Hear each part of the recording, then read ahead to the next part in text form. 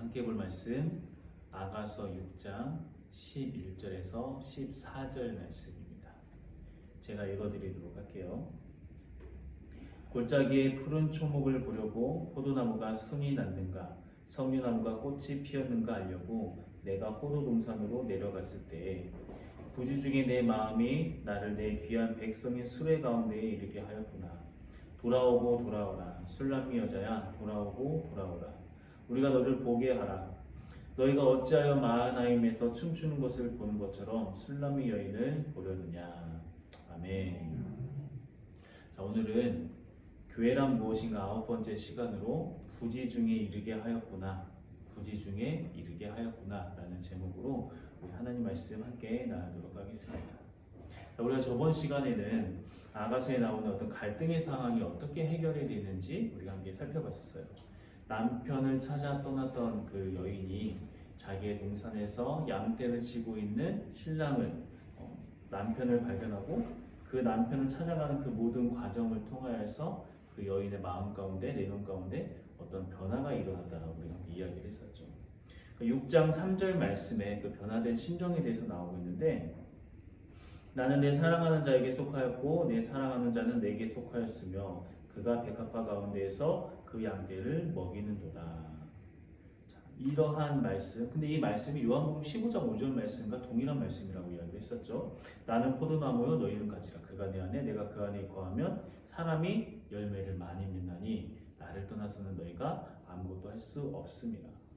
결국 편안하고 안락했던 그 침실을 떠나서 어두운 밤길을 뚫고 또 순찰하는 자들과 파수한 자들의 그 위협에 굴하지 아니하고 자신의 사랑하는 연인을 찾아서 헤매던 그 여인의 그 발걸음이 그 여인을 어느덧 성숙한 그 자리로 성숙한 모습으로 변화시켜 주었고 결국 그 걸음이 여인을 왕비의 모습으로 그러니까 깃발을 세운 군대와 같은 건의와 위엄을 가진 그런 모습으로 만들어준다라고 이야기를 함께 나눴었어요.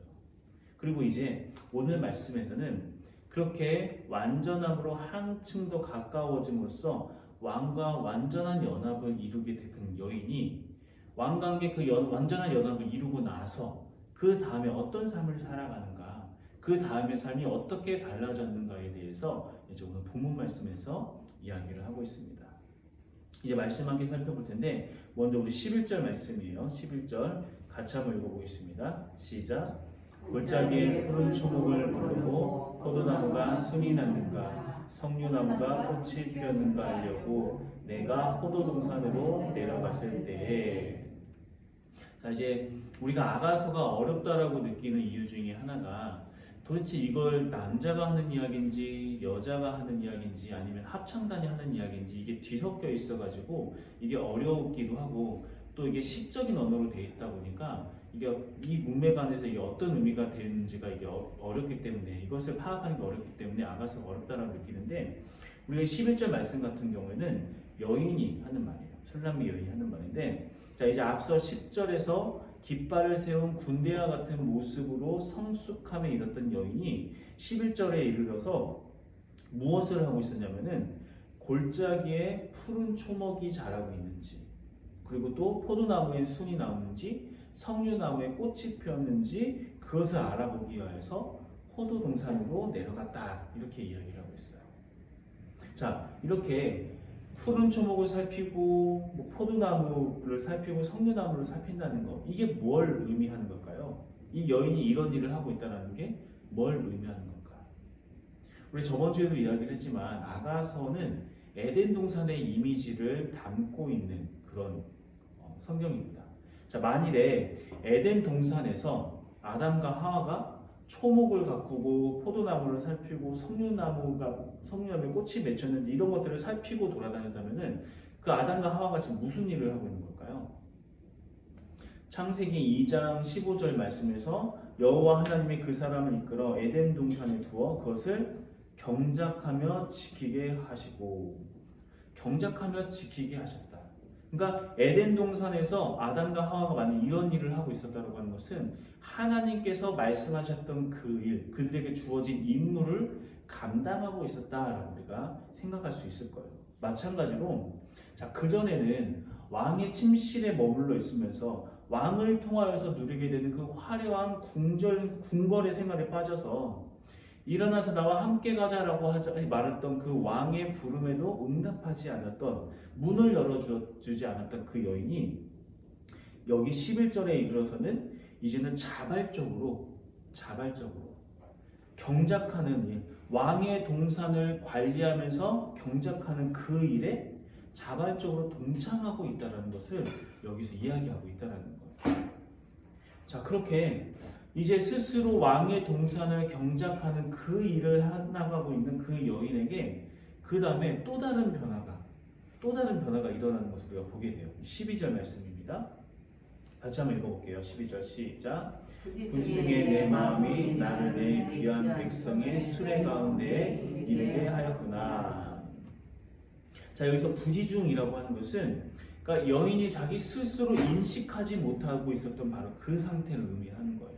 전혀 의도하지도 않았고 어떤 자기가 의식하지도 못하고, 여인은 그저 자기의 일, 그러니까 자기가 해야 할 일, 왕의 신부로서 왕의 동산을 관리하고 경작하는 그 일을 왕과 함께 그 일을 해나가고 있는데, 그런데 자기 자신도 인식하지 못하고 있는 그때에 그 다음 말씀이 내 마음이, 여기서 내 마음이라고 하는 것은 그러니까 왕의 동산을 경작하는 그 일에 대한 그 열정의 마음이 그 여인을 어디론가 이끌어갔다고 하고 있어요. 어디로 이끌어갔다고 하고 있는가? 내 귀한 백성이 수레 가운데에 이르게 하였구나. 그 마음이 여인의 백성의 수레 가운데 이르게 하였다라고 하고 있죠. 어떤 의미인지 이해가 되시나요? 여인은 그냥 자기에게 주어진, 그러니까 자기가 해야 할 왕의 동산을 경작하는 그 일을 열심히 하고 있었는데, 자기도 인식하지 못하고 있는 그때에 자기의 그 열심히 나의 왕을 위한 그 동산을 내가 열심히 가꿔야지 하는 그 열정의 마음이 그 여인을 어디로 데리고 가는가? 내 귀한 백성이 수레 가운데 이르게 하였다. 근데 여기서 이 여인이 이전에는 하지 않았던 아주 특별한 표현을 하고 있어요. 내 귀한 백성, 내 귀한 백성. 이 말이 뭘 의미하는 걸까요? 이 말은 결국 왕의 백성이 누구의 백성이 되었다? 나의 백성이 되었다. 나의 백성이 되었다. 나의 백성이 되었다는 걸 이야기하고 있다는 거예요. 그러니까 어느새 여인은 백성들 가운데서 완전한 왕비의 모습으로 변화되어 있었다라는 것을 이야기하고 있다는 거죠. 근데 우리는 여기에서 우리 신앙의 원리에 아주 중요한 원리를 여기서 발견할 수가 있어요. 자, 술람이 여인이 처음 왕과 사랑에 빠지고 결혼하게 되었을 때 분명히 왕의 궁궐 안에 머물러 있었고, 그리고 결혼을 했기 때문에 신분상으로도 왕의 신부, 왕비로서 신분상으로 변화가 되었지만, 하지만 문제는 뭐였을까요? 결혼을 하고 신분은 변화되었지만 왕비다움을 가지지 못했다는 거예요. 왕의 신부로서 누릴 수 있는 어떤 축복, 풍요로움은 분명히 누리면서 그것에 대한 어떤 행복한 마음을 가지고 있었지만, 왕의 신부로서의 가져야 할 책임, 의무, 그리고 위험 있는 그런 모습은 갖추지 못했었다고요. 그런데 그랬던 술람미 여인이 오늘 말씀에서 어떻게 변화됐다고요? 이제는 신분상으로서만 왕비가 아니라 이제는 전 인격적으로 왕비다운 모습으로 변화되었다는 거예요. 자, 무엇을 통해 이 술람미 여인이 왕비의 모습으로 변화되었을까요? 왕비처럼 걷기 위해서 체감건 올려놓고 막 걷는 연습에서 왕비다운 모습으로 변화됐을까요? 왕궐의 어떤 그 예절을 막 열심히 익혀가지고 왕비다움이 그 안에 습득되었을까요? 그런 게 아니었다는 거죠. 술람미 여인이 했던 것은 단 한 가지였어요. 왕의 신부로서 이제는 자기 자신의 일이 아닌 왕의 동산을 가꾸는 그 일에 힘썼던 것. 자기 자신을 위하여 사는 것이 아니라 내 사랑하는 임을 위하여서 그분과 하나가 되어서 그분의 일이 나의 일이 되고 나의 일이 그분의 일이 되어서 이제는 자발적으로 일어나서 골짜기를 지나서 초목이 잘 자라고 있는지, 포도나무에 순은 잘 맺혀 있는지, 석류나무에 꽃은 잘 피고 있는지, 그렇게 맡겨진 사명을 하나씩 감당하며 나아갈 때 부지중에 자기도 알지 못하는 새에 어느덧 왕의 백성이 나의 백성이 되어서 그 귀한 백성의 수레 가운데 이르게 되었다. 이렇게 이야기하고 있다는 거예요. 이와 마찬가지로 우리들 역시 하나님을 인격적으로 만나고 십자가의 은혜를 통해서 우리들의 신분은 죄인에서 의인으로, 하나님의 원수된 자에서 그리스도의 신부로, 하나님의 자녀로 우리가 신분이 변화가 되었어요. 하지만 문제는 우리들의 신분이 딱 변화되었다고 해서 우리가 즉각적으로 우리들의 모든 삶이 의인의 모습으로, 그리스도인다운 모습으로 변화되었는가? 변화되어졌나요? 분명히 예수 그리스도를 믿었다고 했는데도 불구하고, 내가 그리스도의 하나님의 거룩한 백성이 되었다라고 이야기하면서도 불구하고 여전히 우리들의 모습 가운데는 옛적인 모습들이 남아있다는 거예요. 하나님 보시기에 부끄러운 모습이 우리 삶 가운데 여전히 많이 남아있다는 거예요.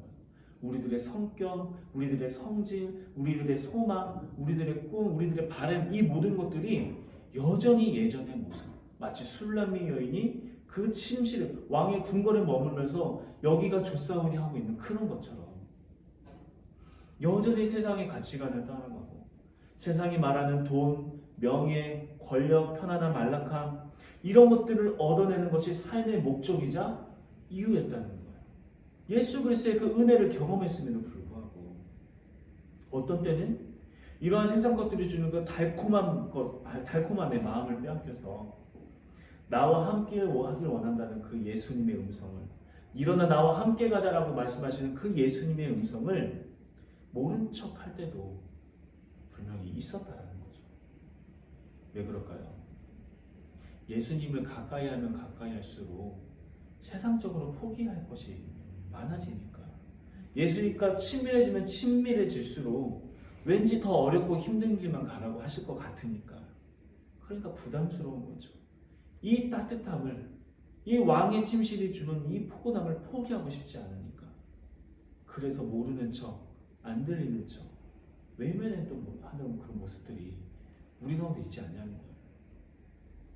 그러면서도 또 어떤 때는 그냥 에헴하면서 나 꽤 괜찮은 그리스도인이야, 나 꽤 괜찮은 신앙이냐 흉내내고 말은 그렇게 하지만 우리 스스로가 너무나도 잘 알잖아요. 우리가 진짜 그런 사람이 아니라는 거. 얼마 가지 못해서 다 드러나죠. 조금만 힘들어지면 다 드러나죠. 옛 모습 그대로 다 드러나고 다시 예전으로 돌아가게 되는 그런 우리들의 모습들, 여태까지 어쩌면 우리가 지금까지 살아왔던 우리들의 삶의 모습일 거예요. 어떻게 해야 할까? 어떻게 해야 우리에게도 정말 참 그리스도인다운, 왕의 신부다운 그런 모습이 우리의 모습 가운데 나타날 수 있을까? 오늘 말씀을 근거로 한다면 우리가 하는 그 모든 일들이 이제는 나의 일이 아니라 하나님 일이 되어야 돼요. 뭐 하나님 일이 되었다고 해서 뭐 당장 모든 거 다 때려치고 또 뭐 다 신앙을 해야 하고 뭐 목회자를 하고 이런 말의 의미가 아니라는 거 다들 아실 거라 생각이 들어요. 이제는 내가 밥을 먹을 때도 나 배부르기 위하여서, 내 입에 좋은 거 먹기 위해서 먹는 것이 아니라 하나님을 기억하면서, 내가 이 먹는 것도 하나님을 위해서 내가 먹어야지. 일을 할 때도, 걸어갈 때도, 누구를 만날 때도, 먹든지 마시든지 무엇이라든지 다 무엇을 위하여서? 하나님의 영광을 생각하면서, 하나님의 나라를 생각하면서 그 일들을 해나가기 시작해야 한다는 거죠. 그러니까 억지로 내가 막 그렇게 막 강박관념을 가지면서 이것도 하나님께서 원하시는가, 이것도 하나님이 원하시는가, 이렇게 강박관념을 가지면서 억지로 그렇게 살려고 애쓰는 것이 아니라 나를 사랑하는 주님을 기억하면서, 내가 어떤 은혜를 입었는지를 기억하면서, 계달의 장막과도 같았던 검었던 나를 사랑하시면서 나를 신부 삼아 주셨던 그 은혜와 그 사랑을 다시 한번 계속해서 기억하면서 자발적으로 나 스스로 이제는 내가 사는 것이 아니요 내 안에 그리스도께서 사시는 것이라, 우리가 기쁨으로 그 고백대로 살아가기 시작할 때 오늘 말씀처럼 부지 중에 내 마음이 나를 내 귀한 백성의 수레 가운데로 이르게 하였구나.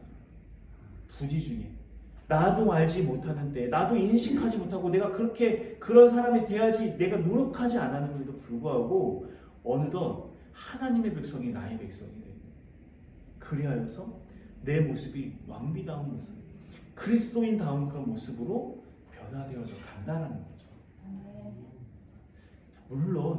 물론 그러함에도 불구하고 그렇게 변화되었음에도 불구하고 여전히 우리를 흔들면서 다시 돌아오라고, 다시 예전으로 돌아오라고 하는 유혹의 목소리는 절대 끊어지지 않을 거예요. 마치 오늘 본문에 나오는 13절의 말씀처럼. 우리 13절 말씀 같이 한번 읽어볼게요. 13절 같이 시작. 돌아오고 돌아오라 술람미 여자야, 돌아오고 돌아오라 우리가 너를 보게 하라. 자, 이제 13절 말씀 같은 경우는 이제 극상으로는 실제적으로부터 등장하지 않는 코러스의 합창 소리예요. 자, 이들이 뭐라고 이야기하고 있냐면은 점점 더 뭔가 왕비다운 모습으로 변화되어져 가는 그 술람미 여인을 향하여서 돌아오라 돌아오라 술람미 여자야, 돌아오고 돌아오라 우리가 너를 보게 하라. 무슨 말일까요? 다시 예전으로 돌아와. 너 거기 있는 거 어색해. 야, 네가 무슨 여왕이야. 너 술람미 여인이잖아. 너 술람미 여자잖아. 네가 무슨 백성 가운데 앉아있어. 너 검은 존재야. 너 얼마 전까지 너 포도원 지기에서 너 검어지고 계단에 장막하던 볼품없는 존재였잖아. 네 주제를 알아야지. 돌아오고 돌아오라. 이렇게 이야기하고 있다는 거죠. 자, 이러한 유혹의 소리가 들려올 때 어떻게 해야 할까요? 당연히 뿌리쳐야겠죠. 그런데 이번에는 술람미 여인이 아니라 왕이 직접 나섭니다. 14절 말씀 같이 읽어볼게요. 시작.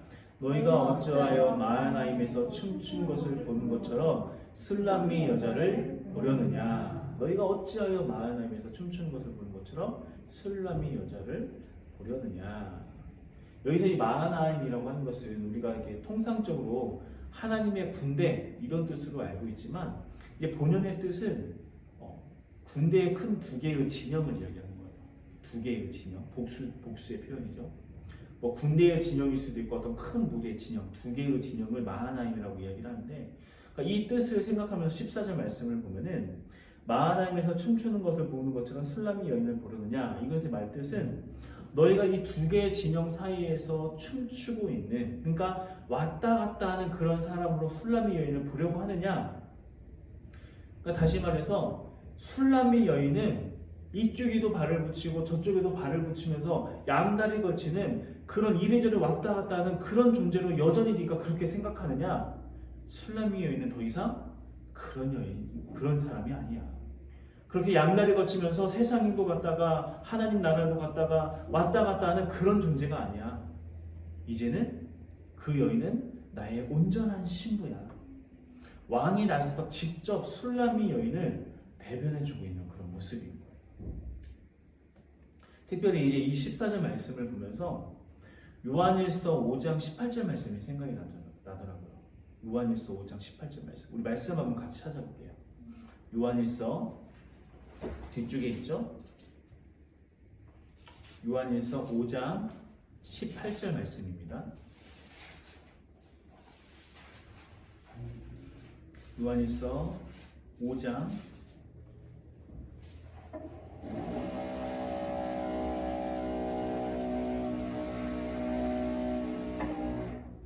요한일서 5장 18절 말씀 같이 한번 읽어볼게요. 시작.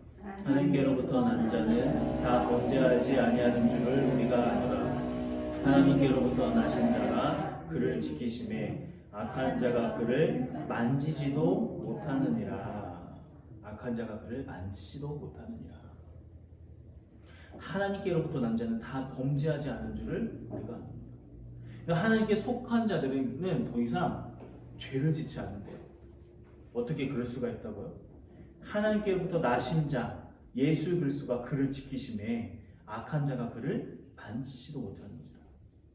뭔가 우리의 의지가 강해서가 아니라, 우리의 본성이 완전히 선해져서가 아니라, 하나님께로부터 나신 자 곧 예수 그리스도께서 직접 하나님께 속한 자들을 지키실 것이기 때문에 마치 아가서 6장 14절 말씀처럼 왕이 직접 술람미 여인을 변호하고 보호해 줬던 것처럼 예수 그리스도께서 우리를 지키시고 보호해 주실 것이기 때문에 더 이상 우리는 두 개의 진영에서 왔다 갔다 하는 그런 자가 그런 삶을 살지 않게 될 것이다. 이렇게 말씀하고 있는 거예요. 자, 이런 아가서 6장의 말씀 아마 여기서 뭐 더 이상 뭔가를 붙이지 않더라도 하나님께서 우리에게 뭐라고 말씀하시는지 우리가 너무나 잘 아실 거라는 생각이 들어요. 우리들의 힘, 우리들의 노력으로는 우리가 그리스도인다워질 수 있는 게 아니에요. 우리들의 마음의 소원은 있죠. 나도 그리스도인다워지고 더 선해지고 더 선한 영향력을 끼치고 있는 사람이 되고 싶은데 어떻게 해야 할까? 하지만 우리에게는 그럴 만한 능력도 그럴 만한 실력도 우리에게는 있지 않아요. 연약한 우리들의 모습 가운데 그리스도인다운 모습, 왕의 신부와 같은 그런 모습으로 우리가 변화되기 위해서 우리가 할 수 있는 유일한 한 가지 일, 이제부터 내가 하는 그 모든 일들이 나의 일이 아니라 이것은 하나님의 일이다라고 여기기 시작해야 하는 거예요. 하나님의 동산을 관리하는 그 마음으로 모든 일을 행하기 시작한다는 거죠. 무엇을 하든지 집에서 일을 하든지 밖에서 일을 하든지 공부를 하든지 무엇을 하든지 다 내가 하는 이 모든 일은 하나님의 일. 내가 일을 하는 이유는 하나님의 동산을 가꾸기 위하여서 에덴 동산을 가꾸듯이 나에게 주어진 사명을 감당하기 위해서 하는 일이야. 나의 일이 아니라 하나님 일이 되기 시작하고 자발적으로 기쁨으로 그 일을 감당하기 시작할 때 그러한 우리들의 마음이 우리를 변화시켜 간다는 거죠. 이제 더 이상 편안하고 안락한 그 침상을 바라는 것이 아니라 내게 베풀어 주신 그 은혜와 사랑을 기억하면서 먹든지 마시든지 무엇을 하든지 하나님의 나라와 하나님의 의를 위한 일로 여기면서 그 일을 해나가는 것, 모든 일을 하나님과 함께하기 시작하는 것, 그러한 삶이 우리를 부지 중에 백성의 수레 가운데로 이르게 하였구나. 우리를 왕비다운 모습으로 만들어갈 것입니다. 물론 그 과정 가운데 또다시 넘어질 수도 있고 또다시 우리를 넘어뜨리려고 하는 그 유혹의 목소리에 돌아오라고 하는 그 유혹의 목소리에 흔들릴 때도 있어요. 하지만 우리가 기억하면, 이 말씀을 기억하면 돼요. 하나님께로부터 난 자는 다 범죄하지 아니하는 줄을 우리가 아노라. 하나님께로부터 나신 자가 그를 지키심에 악한 자가 그를 만지지도 못합니다. 만지지도 못합니다. 예수님께서 우리를 직접 그렇게 지켜주실 것입니다. 우리와 함께 하시면서 우리를 그렇게 지키시고 보호하시면서 우리를 그리스도인 다음으로 만들어 가시는 그 예수님의 손길을 붙잡고 하루하루 먹든지 마시든지 무슨 일을 하든지 이제는 내가 하는 것이 아닌 내 안에 그리스도께서 하시는 그 일이 될 수 있도록 하나님께 모든 것을 내어 맡기면서 그렇게 거룩한 하나님의 백성으로서 더욱더 성숙해가는 우리 모든 성도님 되시길 간절히 소망합니다. 아멘. 기도하겠습니다.